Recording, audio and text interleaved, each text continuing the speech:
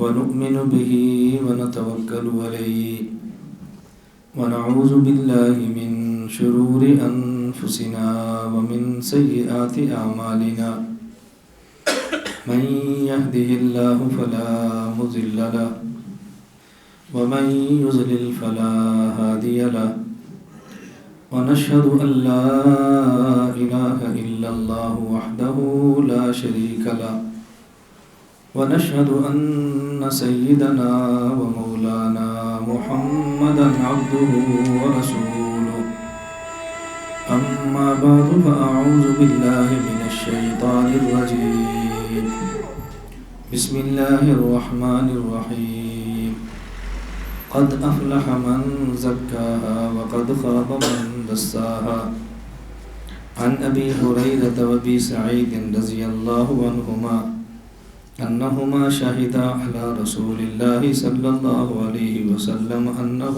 قال لا يقعد قوم يذكرون الله إلا حفتهم الملائكة وغشيتهم الرحمة ونزلت عليهم السكينة وذكرهم الله في من عنده اللهم صل على محمد وعلى آل محمد كما صليت على إبراهيم وعلى آل إبراهيم إنك حميد مجيد اللهم بارك على محمد وعلى آل محمد كما باركت على إبراهيم وعلى آل إبراهيم إنك حميد مجيد.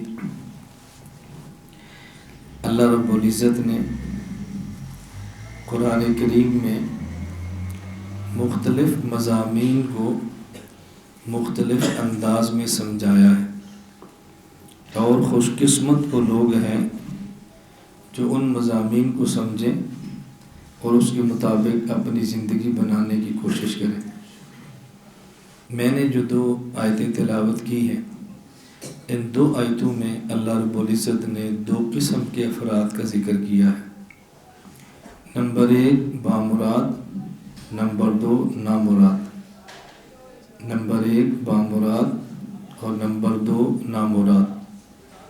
ایک طبقہ وہ ہے جو مراد کو پہنچا ہے، دنیا اور آخرت کی خوشیاں، اور ایک طبقہ وہ ہے جو نامراد ہے، نہ دنیا کی خوشی لے سکا نہ آخرت کی خوشی لے سکا. دنیا میں ظاہری خوشی کا مل جانا یہ کوئی خوشی نہیں ہے. اصل خوشی انسان کے دل کی خوشی ہے، اللہ اور اللہ کے رسول صلی اللہ علیہ وسلم کی رضامندی والی خوشی. اللہ راضی ہو، رسول اکرم صلی اللہ علیہ وسلم راضی ہو جائیں، انسان کو قلبی اطمینان وہ ملتا ہے کہ دنیا والے اس اطمینان کو اگر دیکھ لیں تو لڑیں اور جھگڑیں اور قتلوں تک نوبت پہنچیں، کیونکہ لوگ اپنی راحت کے لیے جھگڑتے ہیں، قتل و غارت کرتے ہیں. آج ہم سرگودا سے یہاں خانقاہ آ رہے تھے تو راستے میں اسلام آباد ایک جگہ ہم رکے، ظہر کی نماز پڑھی اور چائے پی. اور وہ ہمارے بہت قریبی دوست ہیں اور ارسا کے محکمے کے افسر ہیں جہاں پورے ملک کا پانی تقسیم ہوتا ہے، ڈائریکٹر ہے. میاں والی میں چشمہ براج ہے، مچھلی بہت ہوتی ہے اور کبھی کبھی وہ ہمیں بھجواتے بھی ہیں. ایسے بات چل پڑی مچھلی پر، تو کہنے لگے، میں نے کہا وہاں کی مچھلی بہت اچھی ہے، خوراک بھی خالص ہے اور آزادی سے گھومتی اور پھرتی ہے، پانی بڑا صاف ستھرا ہے، پانی ٹھنڈا ہے، یہ مچھلی بہت اچھی ہوتی ہے، خالص خوراک ہے. تو کہتے ہیں اس کا 10 کروڑ ٹھیکہ ہوتا ہے. میں نے کہا اتنا ٹھیکہ؟ تو کہنے لگے کہ ایک رات میں وہاں پر تھا تو ٹھیکیدار ایک رات میں مچھلیاں لایا اور جو فروخت کی وہ 80 لاکھ کی تھی. یہ تو سال بھر کا 10 کروڑ کا ٹھیکہ ہے. تو مجھے کہنے لگے وہاں ٹھیکوں پر لوگ قتل ہوتے ہیں کہ یہ میرا ٹھیکہ ہے اس کا ٹھیکہ ہے. میں نے کہا ٹھیکے پر کیوں قتل ہوتے ہیں؟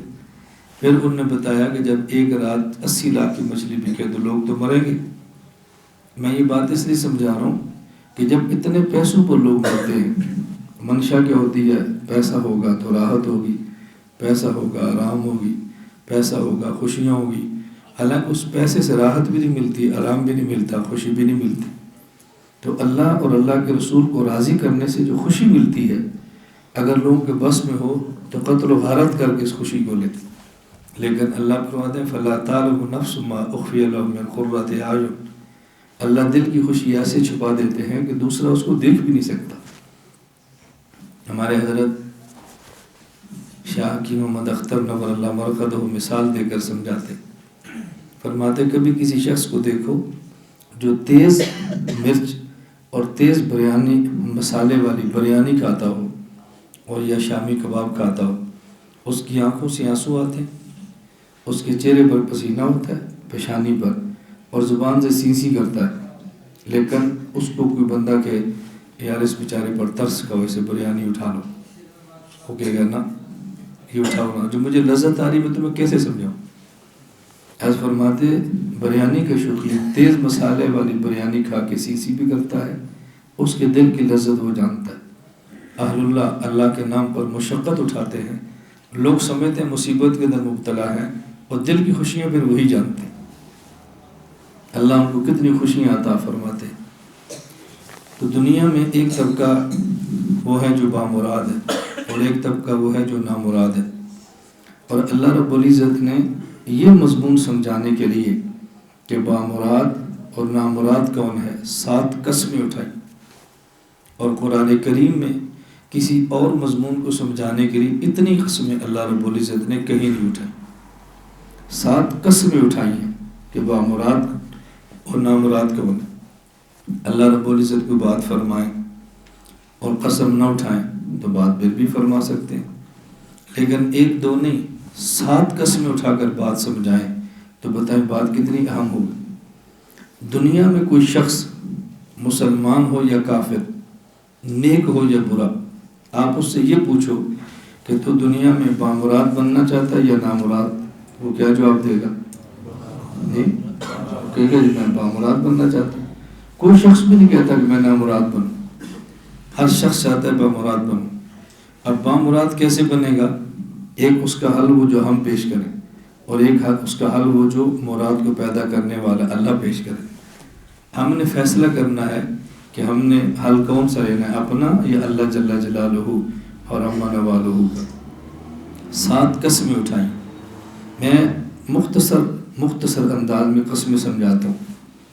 فرمایا والشمس وضحاها والقمر اذا تلاها والنهار اذا جلاها واللیل اذا یغشاها والسماء وما بناها والارض وما طحاها ونفس وما سواها۔ 7 قسمیں اٹھائیں۔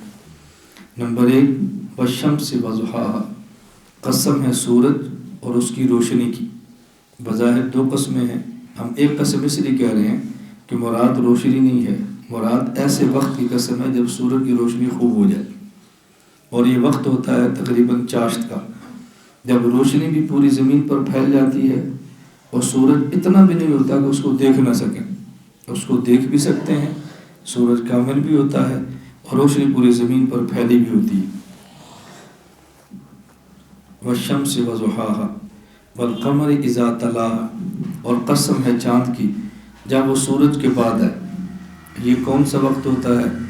جب مہینے کا درمیانے دن ہو، 13 14 15 درمیانے دن، اس میں سورج غروب ہوتا ہے تو ساتھ ہی چاند طلوع ہو جاتا ہے۔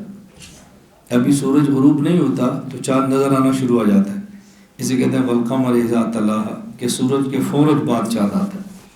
اور یہ دن وہ ہوتے ہیں کہ جب چاند کمال درجے تک ہوتا ہے، جتنا چاند نظر آ سکتا ہے، کھل سکتا ہے، اتنا کھلا ہوتا ہے۔ تو پہلے سورج کی قسم اٹھائی جب سورج کامل ہو، اور پھر چاند کی قسم اٹھائی جب چاند کامل ہو۔ والنہار اذا جلاها، اور پھر قسم ہے دن کی۔ کون سا وقت دن کا؟ جب دن اس سورج کی روشنی کو پھیلائے، سورج کو خوب روشن کرے، یعنی ایسا دن کا وقت کہ جس میں سورج خوب روشن ہو جائے۔ والنہار اذا جلاها واللیل اذا یغشاها، اور پھر قسم ہے رات کی۔ کب؟ جب رات اس دنیا کو ڈھانپ لے، سورج کی روشنی کو ڈھانپ لے اور رات چھا جائے، یہاں رات بھی جب کامل ہو اس کی قسم اٹھائیے۔ سورج جب کامل ہو، چاند جب کامل ہو، اور دن جب کامل ہو اور رات جب کامل ہو۔ کمال بیان کرنا ہے نا، تو پہلے قسم کمال کی اٹھائی جا رہی۔ آگے فرمایا والسماء وما بناها، اور قسم ہے آسمان کی، اور دیکھو کس طرح آسمان کو خدا نے بنایا ہے۔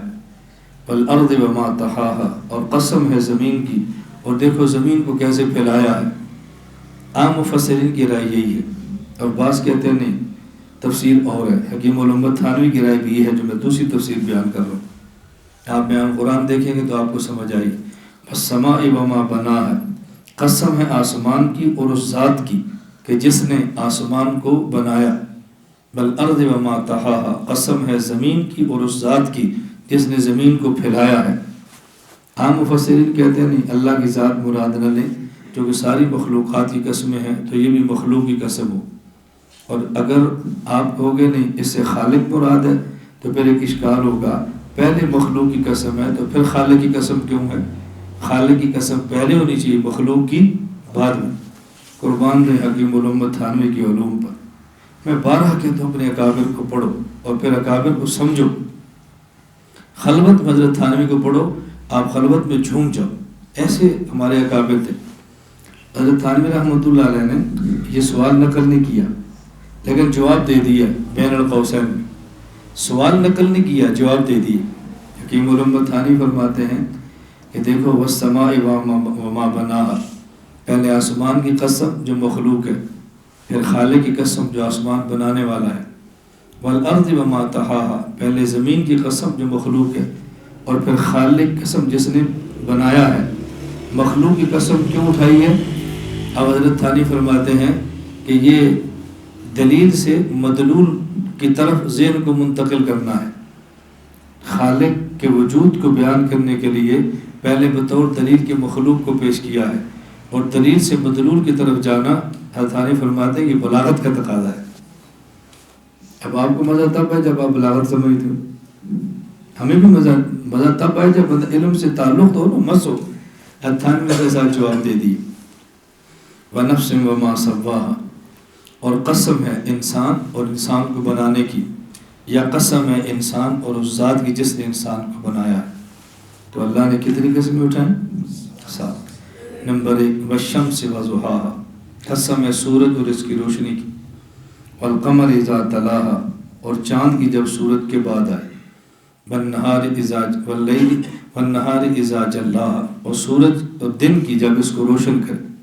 وَاللَّيْلِ إِذَا يَغْشَاهَا، اور رات کی جب وہ چھا جائے، ڈھانپ لے۔ وَالسَّمَاءِ وَمَا بَنَاهَا، قسم ہے آسمان کی اور کیسے اس کو بنایا ہے۔ وَالْأَرْضِ وَمَا طَحَاهَا، قسم ہے زمین کی اور کیسے اس کو پھیلایا۔ وَنَفْسٍ وَمَا سَوَّاهَا، اور قسم ہے انسان کی اور کیسے انسان کو برابر سرابر کیا ہے۔ یہ کیسے میں سمجھانے کے لیے کیا رہا ہوں؟ یہ 7 قسمیں اٹھانے کے بعد فرمایا قد افلح من زکاها وقد خاب، یہ قسمیں اٹھانے کے بعد مضمون فرمایا۔ ونفس وما سواها، یہ بات بتا دی۔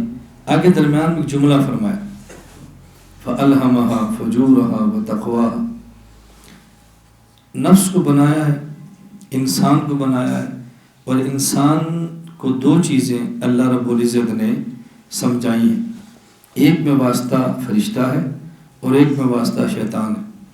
فَأَلْهَمَهَا فُجُورَهَا وَتَقْوَاهَا، فجور کہتے ہیں بد کرداری کو، اور تقوی کہتے ہیں اچھے کردار کو، نیک کردار کو۔ فجور کہتے ہیں کھلے گناہ کو، تقوی کہتے ہیں گناہ سے بچنے کو۔ اللہ رب العزت 7 قسمیں اٹھا کر، ابھی مضمون چل رہا ہے، انسان کو بنایا، برابر سرابر کیا، اور پھر انسان کے قلب اور دل میں گناہ کا تقاضا بھی رکھا ہے، اور انسان کے دل میں نیکی کا تقاضا بھی رکھا ہے۔ نیکی کے تقاضے میں واسطہ فرشتہ ہوتا ہے، اور گناہ کے تقاضے میں واسطہ شیطان ہوتا ہے۔ اللہ نے گناہ کا تقاضا رکھا ہے لیکن گناہ پہ مجبور نہیں کیا، تقدیر کا مسئلہ اس سے حل ہوتا ہے۔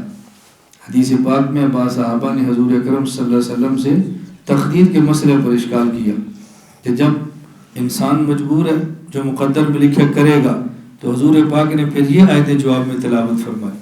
صحابہ حضور کی صحبت سے بات جلدی سمجھتے تھے، ہم علماء کی صحبت سے بہت دور ہیں، اس لیے دیر سے بھی بات نہیں سمجھتے۔ تو تو مسئلہ سمجھ آ گیا. اللہ نے انسان کے دل میں گناہ کا تقاضا رکھا ہے لیکن گناہ پر مجبور نہیں کیا. دل میں نیکی کا تقاضا رکھا ہے لیکن نیکی پر مجبور نہیں کیا. اختیار دے دیا ہے، اپنے اختیار سے چاہے تو گناہ کر لے اور اپنے اختیار سے چاہے تو نیک عمل کر لے. گناہ کرے گا یا نیک عمل کرے گا، نتیجہ قد افلح من زکاہا وقد خاب من دساہا. نیکی کے تقاضے پر عمل کیا اور انسان نے نیک عمل کر لیا تو نفس کی اصلاح کر لی. اور اگر گناہ کے تقاضے پر عمل کیا اور خود کو گناہ میں غرق کیا تو انسان نے خود کو تباہ کیا. نیکی کے تقاضے پر عمل کیا تو بامراد ہے اور گناہ کے تقاضے پر عمل کیا تو نامراد ہے. حضور اکرم صلی اللہ علیہ وسلم کی مبارک عادت تھی، ہم بھی تھوڑا سا اہتمام کریں کہ جب حضور اکرم صلی اللہ علیہ وسلم یہ آیت تلاوت فرماتے قد افلح من زکاہا وقد خاب من دساہا تو آپ یہ دعا مانگ لیا کرتے تھے، اللہم آت نفسی تقواہا. آپ بھی پڑھ لو، اللہم آت نفسی تقواہا انت ولیہا و مولاہا وانت خیر من زکاہا. یہ حضور دعا پڑھ لیا کرتے، اللہم آت نفسی تقواہا، اے اللہ میرے نفس کو گناہوں سے بچنے کی توفیق عطا فرما. انت ولیہا و مولاہا، اے اللہ آپ میرے نفس کے ولی بھی ہیں اور آپ اس کے مالک بھی ہیں. وانت خیر من زکاہا، اور سب سے بہترین آپ ہیں جو میرے نفس کو گناہوں سے بچا سکتے ہیں. یہاں دو تین باتیں سمجھنا. وَنَفْسٍ وَمَا سَوَّاهَا، آگے فرمایا فَأَلْهَمَهَا فُجُورَهَا وَتَقْوَاهَا. پہلے ذکر کیا ہے گناہ کا اور پھر ذکر کیا ہے نیکی کا. پہلے فجور کا اور پہلے بعد میں تقویٰ کا. توجہ سے بات سمجھنا. اور اس کے بعد قد افلح من زکاہا، پہلے بات کی ہے تزکیہ کی، وقد خاب من دساہا، اور پھر بات کی ہے تزکیہ نہ کرنے کی. پہلے ذکر کس کا کیا؟ فَأَلْهَمَهَا فُجُورَهَا، گناہ کا، اور پھر نیکی کا. جب یہ بات سمجھائی کہ ہم نے انسان کی طبیعت میں گناہ کا تقاضا بھی رکھا ہے، نیکی کا تقاضا بھی رکھا ہے، تو پہلے یہ نہیں فرمایا نیکی کا تقاضا، بلکہ فرمایا کہ ہم نے گناہ کا تقاضا، گناہ کے تقاضے کو مقدم کیا ہے اور نیکی کے تقاضے کو مؤخر کیا ہے. گناہ کی طرف دل کا مائل ہونا پہلے بیان کیا ہے اور نیکی کی طرف مائل ہونا بعد میں کیا. توجہ رکھنا. اور جب مراد اور نامراد کی بات کی ہے قد افلح من زکاہا، تو پھر نیک کا ذکر پہلے کیا ہے اور بد کردار کا ذکر بعد میں کیا ہے. اس کی وجہ کیا ہے؟ وجہ یہ ہے کہ ایک ہے گناہ اور ایک ہے نیکی. نیکی اور تقویٰ کہتے کسے ہیں؟ تقویٰ اس کو نہیں کہتے کہ گناہ پر دل نہ کرے اور گناہ نہ کرے. تقویٰ کہتے ہیں گناہ پر دل کرے اور پھر گناہ نہ کرے. گناہ پر دل کرے اور پھر گناہ نہ کرے. اب بتاؤ تو پہلے ذکر گناہ کا ہونا چاہیے تھا یا نیکی کا؟ گناہ کا. ہم نے انسان کے مزاج میں گناہ کا مادہ رکھا ہے، اس کے دل میں گناہ کا تقاضا رکھا ہے. اب تقاضا گناہ ہوگا اور اس پر عمل نہیں کرے گا، اسی کو تقویٰ کہیں گے نا. تو پہلے تقاضا گناہ ضروری ہے، اس لیے فجور کا ذکر پہلے کیا ہے اور تقویٰ کا ذکر بعد میں کیا ہے. ہمارے ایک بہت بڑی الجھن ہوتی ہے، یہ ٹیک چھوڑ دیا کریں، ٹیک چھوڑ کے بیٹھا کرو، دیواروں کے ساتھ ٹیک نہ لگایا کرو، چھوڑ کے بیٹھا کرو. یہ چھوٹا آپ آگے ہو جاؤ، چھوڑو ٹیک، آپ آگے آ جاؤ نا، ٹیک چھوڑ دیا کرو، آگے آؤ. یہ میں ٹیک کیوں چھڑواتا ہوں؟ طالب بن کو سنو گے بات سمجھ آئے گی اور عمل کا جذبہ پیدا ہوگا. ہم یہاں مری خانقاہ میں سیر کے لیے نہیں آئے، ہم اللہ اللہ کرنے کے لیے آئے ہیں اور اللہ کے نام کی برکت ہے کہ سیر مفت میں ہوئی ہے. لوگ سیر کے لیے آتے ہیں، ہم اللہ کے لیے آئے اور سیر مفت میں ہوئی ہے. اللہ کتنا کریم ہے، کیسے اللہ خوشیاں عطا فرماتا ہے. یہ بات اچھی طرح سمجھنا. یہ میں بات کیوں کھول رہا ہوں؟ جو لوگ دین کی طرف آتے ہیں اور ان کا دینی مزاج بنتا ہے، شریعت پہ چلنا چاہتے ہیں، ان کی سب سے بڑی الجھن ہوتی ہے. مجھے خطوط بھی لکھتے ہیں، اپنے اصلاح کے لیے تعلق بھی کرتے ہیں، احوال بھی لکھتے ہیں. سب سے بڑی الجھن بس دل گناہ پہ بہت مجبور کرتا ہے. کوئی ایسی دعا کرے کہ دل گناہ کا تقاضا نہ کرے، بس یہ الجھن ہے. ولی کیسے بنے؟ میں کہتا ہوں ولایت تو بازاروں میں ملتی ہے، بازار میں جاؤ نامحرم عورت سامنے آتی، دیکھنے کو دل کرتا ہے، نہ دیکھو اسی کا نام ولایت ہے، نہ دیکھو اسی کا نام ولایت ہے۔ تھوڑا سا اپنے آپ کو سمجھا لو، تھوڑا سا خود کو کنٹرول کر لو، تھوڑا سا اپنے آپ کو بلا لو۔ اللہ ہمیں یہ بات سمجھنے کی توفیق عطا فرمائے۔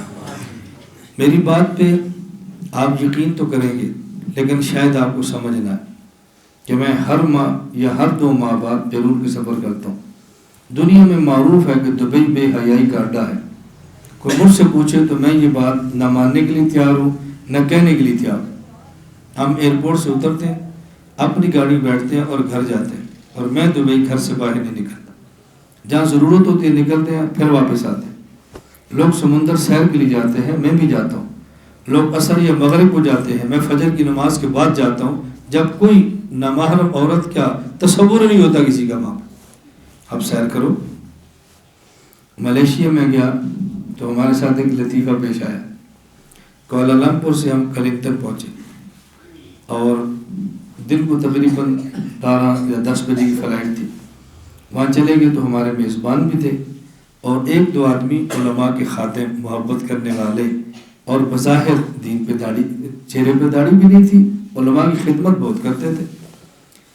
تو ہم نے کہا جی ہم نے آپ کا شیڈول یہ بنایا ہے، ابھی آپ کھانا کھائیں اور آرام کریں۔ گھر والے میرے ساتھ تھے۔ ظہر کی نماز پڑھنے کے بعد پھر آپ چائے شائے پئیں، دوست آپ سے ملیں گے، اور عصر کے بعد آپ گھر والوں کو لیں اور ہم آپ کو سمندر پر سیر کے لیے لے کر چلے جائیں گے۔ میں نے کہا عصر کے بعد نہیں، میں تو فجر کے بعد جاؤں گا۔ مجھے کہتے نہیں، عصر کے بعد گیدرنگ بہت ہوتی ہے، رش ہوتا ہے، لوگ ہوتے ہیں، مزہ آتا ہے، عصر کے بعد گیدرنگ بہت ہوتی ہے۔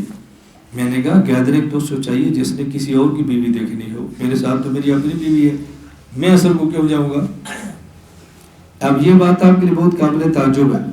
وہ اس بات پہ اتنے محظوظ ہوئے کہ جب میں واپس تو انہوں نے پھر کہا، انہوں نے کہا مولانا آپ کی بات تھی تو ہنسانے والی، ہمیں اس پہ ہنستے بھی ہیں اور لطف بھی بہت آتا ہے آپ کی یہ بات سن کر۔ یہ عصر کا بات وہ جس نے کسی اور کی بیوی دیکھنی ہو۔ میں نے کہا میں نے کسی اور کی نہیں دیکھنی، مجھے تو فجر کے بعد کی سیر کرو۔ میں صرف یہ کہہ رہا ہوں کہ ہمیں نظر نہیں آتا کہ وہاں پر بے حیائی ہے، وہاں بھی بہت اچھا ماحول ہے۔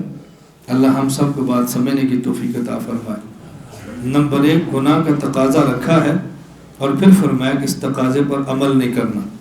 جس نے عمل نہ کیا قد افلح من زکاہا، اور جس نے عمل کر لیا قد خاب من دساہا۔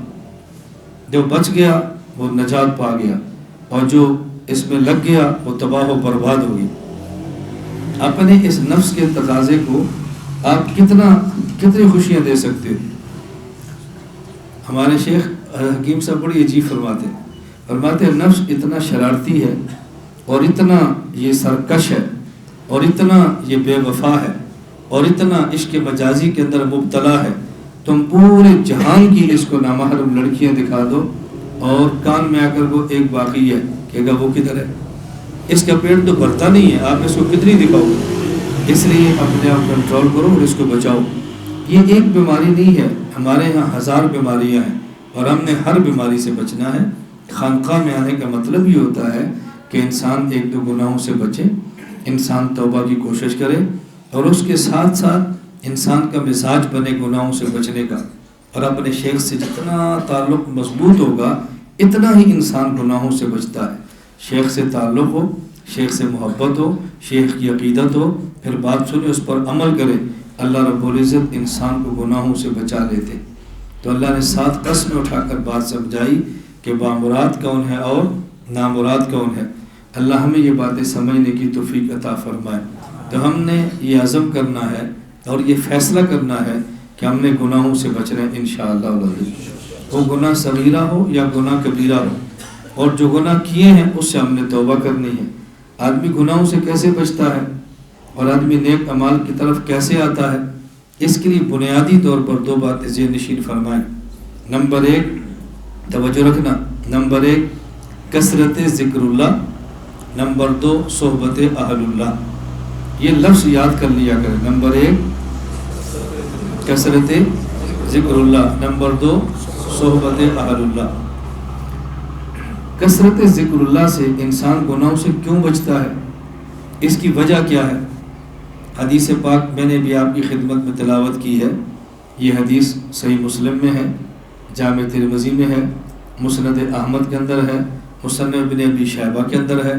حضرت ابو ہریرہ ابو سعید خدری رضی اللہ عنہما فرماتے ہیں ہم گواہی دیتے ہیں کہ رسول اکرم صلی اللہ علیہ وسلم نے یہ بات ارشاد فرمائی، لا یقعد قوم یذکرون اللہ، جب بھی کچھ لوگ بیٹھ کے اللہ کا ذکر کرتے ہیں، الا حفتہم الملائکہ، ملائکہ اس مجلس کو گھیر لیتے ہیں. ملائکہ اس مجلس کو گھیر لیتے ہیں. ملائکہ نورانی مخلوق ہے، گناہوں سے بچنے والی مخلوق ہے، معصوم مخلوق ہے، اور جب کسی آدمی کا پہرا نورانی مخلوق دیتی ہے تو اس کے لیے گناہوں سے بچنا آسان ہو جاتا ہے. نورانی ماحول کے اندر بندہ گناہوں سے جلدی بچتا ہے. اب دیکھو ہم مسجد میں نہ ہوتے، رات کو نہ ہوتے، کسی بازار میں بیٹھ کے دین کی بات کرتے تو دین کی بات بھی ہوتی، کان میں گانا بھی آتا، دین کی بات بھی ہوتی، نامحرم عورت بھی دیکھتے، دین کی بات بھی ہوتی، گلے اور غیبت بھی سنتے، اچھے ماحول کے اندر آگے. اب دین ہوگا لیکن گناہ نہیں ہوگا. حفتہم الملائکہ، ملائکہ اس مجلس کو ڈھانپ لیتے ہیں، اور جب ملائکہ کی نورانی مخلوق پہرا دیتی ہے تو گناہوں سے بچنا آسان ہو جاتا ہے. ملائکہ ڈھانپ لیں گے نا، اب شیطان کا آنا مشکل ہوگا، ابلیس کے چیلے رک جائیں گے، آگے نورانی مخلوق کا پہرا ہوگا. اس پر آپ کے ذہن میں ایک سوال آئے گا کہ جب ملائکہ کا پہرا ہے، ملائکہ اس مجلس کو ڈھانپ لیتے ہیں، اس کے باوجود بھی ہم دیکھتے ہیں کہ اس ماحول کے اندر بھی بعض لوگ گناہوں سے باز نہیں آتے، تو پھر گناہ کیسے کرتے؟ میں نے اس لیے ایک جملہ عرض کیا کہ پھر گناہوں سے بچنا آسان ہو جاتا ہے، گناہ کرنے مشکل ہو جاتے ہیں. کیوں؟ انسان گناہ کرتا ہے دو وجہ سے. نمبر 1 شیطان کے بہکانے پر، نمبر 2 طبیعت کی مسلسل عادت پر. ایک گناہ کر کر کے طبیعت عادی بن جاتی ہے. اللہ میری بھی حفاظت فرمائے، اللہ آپ کی بھی حفاظت فرمائے. میں خدا کی قسم یہ کس درد کے ساتھ بات آپ سے کہوں، اللہ آپ کو حرم کی دولت عطا فرمائے، اللہ عمرے کی توفیق عطا فرمائے. جب انسان شیطان کے کہنے پر بد نظری کا عادی بنتا ہے تو طواف کرتے ہوئے بھی نامحرم عورتوں کو دیکھنے سے باز نہیں آتا. میں کس درد سے بات سمجھاؤں، صفا اور مروہ کی سعی کے درمیان بھی باز نہیں آتا، عرفات اور منی میں باز نہیں آتا، رسول اللہ صلی اللہ علیہ وسلم کے روزے کے قریب بھی باز نہیں آتا، مدینہ منورہ جیسے مقدس ماحول کو بھی وہ نہیں چھوڑتا. اب یہ شیطان کیا ہے، یہ اپنی عادت بنی. عادات کو بدلنا تھوڑا سا مشکل ہوتا ہے. اب دیکھو بس اوقات انسان کوئی چیز کھاتا ہے اپنے دوستوں کے کہنے پہ، اور ایک وقت آتا ہے کہ ڈاکٹر کہتا ہے یہ نہ کھاؤ تمہیں تکلیف ہوگی. اب یہ جو دوبارہ کھاتا ہے دوست کے کہنے پر نہیں، اپنی مسلسل عادت کی بنیاد پہ چھوڑنا مشکل ہو جاتا ہے. اس ماحول میں شیطان نہ بھی ہونا، جو مسلسل عادات بد پڑی ہیں وہ عادات کو بدلنے میں دیر لگتی ہے. میں اس کے ساتھ شبہات صاف کرتا ہوں کہ مسئلہ بالکل کھلے. آدمی گناہوں سے بچتا ہے دو وجہ سے. نمبر 1 کثرت ذکر اللہ. کیوں بچتا ہے؟ نمبر 1 جب مجلس میں بیٹھ کر ہم اللہ کا ذکر کرتے ہیں، حفتہم الملائکہ، اس مجلس اللہ کے ذکر والی کو فرشتے ڈھانپ لیتے ہیں. نمبر 2 وغشیتہم الرحمہ، خدا کی رحمت ان پہ چھا جاتی. جب اللہ کی رحمت چھا جائے تو کتنا بڑا بد کردار ہوگا جو اس ماحول کے اندر بھی گناہوں سے باز نہ آئے، اس ماحول کے اندر بھی شیطنت سے باز نہ آئے، اس ماحول کے اندر اپنی طبیعت کو سنوارنے کے لیے تیار نہ ہو. فرمایا نزلت علیہم السکینہ، یہ بات سمجھنا، اس پر اللہ کی طرف سے سکینہ نازل ہوتی ہے. سکینہ کا معنی ایسی کیفیت نازل ہوتی ہے کہ جس سے آدمی اپنے دل میں سکون محسوس کرتا ہے. نہ محرموں سے تعلق ہم کیوں بناتے ہیں؟ سکون ملتا ہے. وہ یہ لذت، خدا کی قسم نہ محرم کے تعلق میں اللہ کی قسم خدا نے سکون نہیں رکھا. یہ وقتی سکون ہوتا ہے اور دائمی ذلت ہوتی ہے. یہ وقتی سکون ہوتا ہے، دائمی دل تڑپتا ہے، دائمی دنیا اور آخرت کی بیماریوں میں انسان غرق ہوتا ہے. وقتی سکون ہوتا ہے، پھر ہمیشہ کلفت کے اندر مبتلا ہوتا ہے. پھر آدمی تھوڑی سی قربانی دے، اللہ پھر سکون کتنا دیتے. ایک حدیث پر اس کی شرح سمجھے. رسول اکرم صلی اللہ علیہ وسلم فرمایا النظر سہم من سہام ابلیس مسموما، کہ یہ نظر زہریلے تیروں میں سے ایک تیر ہے. زہریلے تیروں میں سے ایک تیر ہے. فمن ترکہا مخافۃ منی، جو شخص اس نظر کو اللہ فرماتے ہیں میرے خوف کی وجہ سے روک لیتا ہے، ابدلتہ ایمانا، میں اس روکنے کے بدلے میں اس کو ایسا ایمان دیتا ہوں، یجد حلاوتہ فی قلبہ، کہ اس کی لذت کو اپنے دل میں خود محسوس کرتا ہے. میں ایسی لذت دیتا ہوں. ابن قیم رحمہ اللہ نے عجیب سوال اور جواب دیے. ابن قیم رحمہ اللہ فرماتے ہیں کہ جب آنکھ دیکھتی ہے نامحرم کو اور آدمی جبر کر کے آنکھ کو روکتا ہے، اللہ کے ڈر کی وجہ سے روکتا ہے، تو سکون آنکھ کو ملتا ہے یا دل کو؟ بولو دل کو. ابن قیم فرماتا ہے جب آنکھ نے قربان دیا تو آنکھ کو ٹھنڈک ملنی چاہیے نا.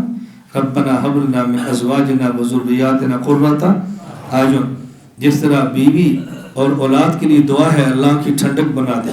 جعلت قرۃ عینی فی الصلاۃ، نماز حضور کی آنکھ کی ٹھنڈک ہے. تو جب آنکھ نے کی نظر بازی سے باز آیا ہے تو آنکھ کو ٹھنڈک ملے نا، دل حلاوت کیوں محسوس کرتا ہے. ابن قیم رحمہ اللہ فرماتے ہیں جب آدمی اپنی آنکھ کو نامحرم پہ پڑے اور روکتا ہے، اس روکنے کی مشقت دل اٹھاتا ہے، اس لیے اللہ لذت بھی دل کو عطا فرماتے ہیں. تکلیفیں یہ اٹھاتا ہے، لذت بھی اس کو دیتے ہیں. فوراً نہیں آتی، تھوڑی دیر کے بعد آتی ہے، لیکن آتی ضرور ہے. فغشیتہم الرحمہ نزلت علیہم السکینہ، اور آگے اللہ اکبر، ذکر اللہ فی من عندہ، اللہ اپنی مبارک مجلس میں ملائکہ کے ماحول میں بطور تفاخر اس بندے کا ذکر کرتے ہیں. فرشتوں وہ دیکھو جس کے بارے میں تم کہتے تھے خون بہائے گا، دیکھو کیسے میرا نام لے رہا ہے، سارے ماحول کو چھوڑ کے میرا نام لے رہا ہے. آپ تھوڑا سا تصور کرو، آپ گھر سے آئے ہو، سفر کیا، کسی نے 4 گھنٹے، کسی نے 8 گھنٹے، کسی نے 10 گھنٹے، اتنا لمبا سفر کر کے لوگ اس علاقے میں آتے ہیں سیر کرنے کے لیے، پہاڑیاں دیکھنے کے لیے، درخت دیکھنے کے لیے، برف دیکھنے کے لیے، ٹھنڈی آب و ہوا دیکھنے کے لیے. اور ہم نے اتنا سفر کیا، خدا کی قسم اٹھا کر میں اپنی بات کرتا ہوں، ہم نے سفر صرف اور صرف کیا ہے اللہ کا نام سننے کے لیے، اللہ کا نام لینے کے لیے اور اللہ اللہ کرنے کے لیے. ہم نے کہا کہ اپنے دوست احباب ایسے ماحول میں آئیں، کل قیامت کا دن ہوگا، یہ پہاڑیاں گواہ دے گی اللہ انہوں نے اللہ اللہ ہمارے پاس کیا تھا، یہ درخت گواہی دیں گے ہمارے پاس اللہ اللہ کیا تھا. قیامت کے دن بتاؤ، ایک بندہ اٹھے گا، مری کی پہاڑیاں گواہی دیں یہ یہاں پر گناہ کرتا تھا، اور یہی پہاڑی اٹھ کر آپ کے حق میں گواہی دیں اللہ ہمارے اوپر تیرا نام لیتا تھا. اس وقت احساس ہوگا یہاں پر نام لینے کا مزہ کتنا ہے. ذرا تصور تھوڑا سا کر لو کہ میدان معاشر میں یہ دیوار گواہی دے گی، پہاڑیاں گواہی دیں گے، درخت گواہی دیں گے، قیامت کے دن ہمارے حق میں گواہی دینے والے اٹھیں گے کہ یا اللہ تیرا نام لیتا تھا. ان کا انسان گناہوں سے بچتا ہے. نمبر 1 کثرت ذکر اللہ، اللہ کا ذکر کثرت لینے کی وجہ سے. شیخ الحدیث مولانا زکریا نور اللہ مرخدو فرماتے ہیں عربی زبان میں کثرت کے لیے 100 بھی استعمال ہوتا ہے. جیسے ہمارے یہاں کہتے ہیں یار تجھے 100 بار یہ بات کی، تجھے سمجھ کیوں نہیں آتی؟ یہ 100 بار کا لفظ کثرت کے لیے. تو جو آدمی 100 مرتبہ لا الہ الا اللہ کہے گا گویا کہ اس نے اللہ کا ذکر کثرت کے ساتھ کیا ہے. نمبر 1 کثرت ذکر اللہ.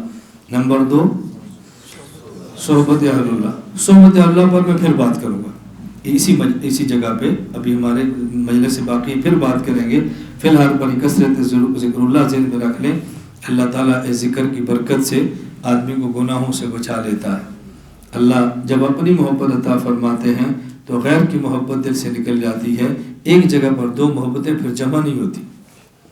اپنے دل کو خالی اللہ کی محبت کے لیے کریں، اللہ اغیار کی محبت کو دل سے فارغ کر دیں، اور ہم انشاءاللہ بس نیت کر کے اللہ کے ذکر پر توجہ دیں. ارادہ میرا بہت لمبی گفتگو کا تھا، اور میں نے قصداً مختصر اس لیے گفتگو کی ہے کہ آپ نے سفر بہت لمبا کیا اور آپ تھکے ہوئے. تھکاوٹ میں بات سننے کا مزہ نہیں آتا، اور یہ نہ شریعت کے خلاف ہے نہ قرآن و حدیث کے خلاف ہے. اس لیے میں نے مختصر بات کی ہے تاکہ ہم ذکر کریں، پھر نماز پڑھیں، نماز کے بعد انشاءاللہ سورہ ملک پڑھیں، پھر کھانا کھائیں، چائے پئیں اور سو جائیں. گپے نہ لگائیں، وقت ضائع نہ کریں، تاکہ صبح اٹھ کے تہجد میں پھر اللہ اللہ کریں. تہجد کی ضربوں کا اپنا ہی مزہ ہے.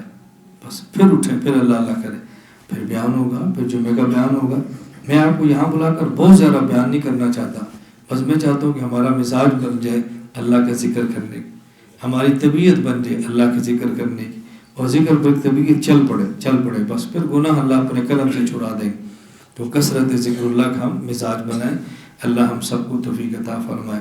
تو بھی انشاءاللہ 4 تسبیحات ہم ذکر کریں، بہت زیادہ نہیں کریں گے، اور عشاء کی نماز کے بعد پھر نوافل، سورہ ملک، پھر کھانا، پھر چائے اور آرام فرمائیں، اور پھر صبح تہجد کو اٹھیں انشاءاللہ العزیز، فجر کی نماز تک پھر ہم ذکر کریں۔